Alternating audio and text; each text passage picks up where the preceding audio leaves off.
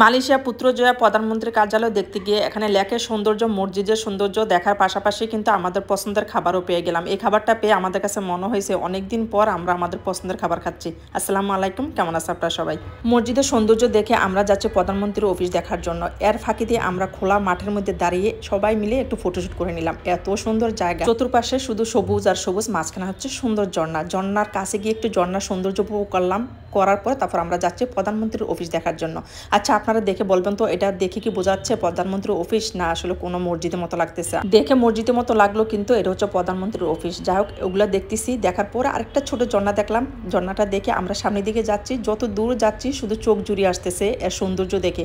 কারণ একই জায়গা প্রধানমন্ত্রীর অফিস, সেন্ট্রাল মসজিদ, একটা সুন্দর লেখা আছে। লেখটা পরে দেখবো, আগে হাতের সৌন্দর্যটা দেখে নিয়ে হাত দেখে আমরা সবাই চলে গেলাম। আমার মেয়ে তো দৌড়ে চলে গেছে, হাতে উঠতেছে। এই হাতটা ছিল অ্যাসিস দিয়ে তৈরি করা, দেখতে অনেক বেশি সুন্দর লাগতেছিল। আমরা এক একজনে এক এক রকম দুষ্টামি করতেছিলাম। আমার জামাই দেখেন, সে হাতের ডিজাইন যেরকম ওরকম করতেছে, আমিও ওরকম করলাম। করার পরে একটা সিট পেয়ে ওরা তিনজনেই কিন্তু দৌড়ে বসে গেছে।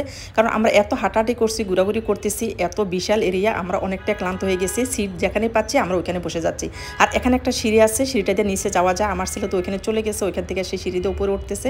তারপরে একটা মাঠের মধ্যে দেখলাম যে লেখা মালয়েশিয়া মাদানি, ওইটা লেখা দেখে আমরা চলে গেলাম ওইখানে গিয়ে একটু ফটোশুট করে নিলাম। করার পর আরেকটু সামনে গেলাম, গিয়ে দেখলাম যে এখানে লেখা আছে সুন্দর অক্ষরের লেখা পুত্রজয়া। আমরা সবাই দৌড়ে চলে গেলাম, এক একটা লেটারের পাশে গিয়ে বসে ছবি তুলে নিলাম। এখানে 3 বন্ধু একটু সুন্দর ফটোশুট করে নিয়েছে। তারপর আমরা গ্রুপে যারা আছে সবাই মিলে ফটোশুট করে নিয়েছি। এখানে কিন্তু বিভিন্ন দেশ থেকেও আসছে, ওরাও কিন্তু কি সুন্দরভাবে ফটোশুট করতেছিল, ওইটা আমরা উপভোগ করলাম।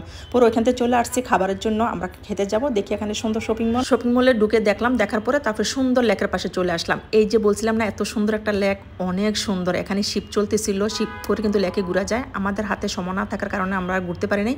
আমরা লেকের সৌন্দর্য দেখলাম। দেখার পরে আমরা যেহেতু প্রচুর ক্ষুধার্ত ছিলাম, বিকাল হয়ে গেছে, আমরা আরেকটা প্লেসে ঘুরতে যাব, সেজন্য আমরা চলে আসছি খাবারের জন্য। লেকের পাশে সুন্দর সুন্দর রেস্টুরেন্ট আছে, লেকের সৌন্দর্য উপভোগ করবো আর আমরা দুপুরে খাবারটা খাবো। এর ফাঁকি দিয়ে কিন্তু আমি আমার মেয়ে একটু ফটোশুট করলাম, কারণ যেহেতু সুন্দর জায়গায় গেছি, মা মেয়ের একটা সুন্দর মেমোরি নিয়ে আসবো।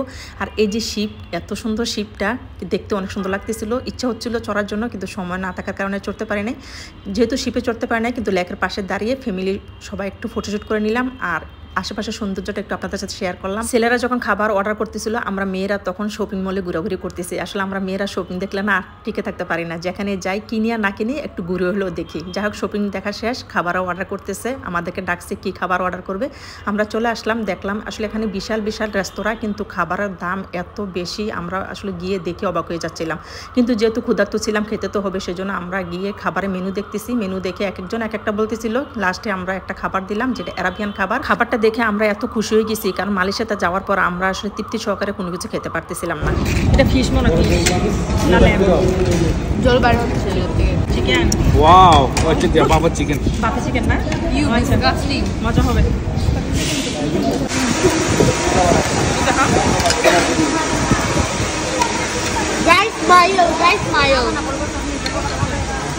খাবারটার নাম ছিল মান্ডি, আরাবিয়ান খাবার। এটা আমরা সৌদি আরবে খেয়ে আসছি। খাবারটা মাশাআল্লাহ অনেক মজার ছিল। খাবারের পরে আমরা কোল্ড ড্রিঙ্কস নিয়েছি। দেখেন এক একজনে এক একভাবে খাচ্ছি।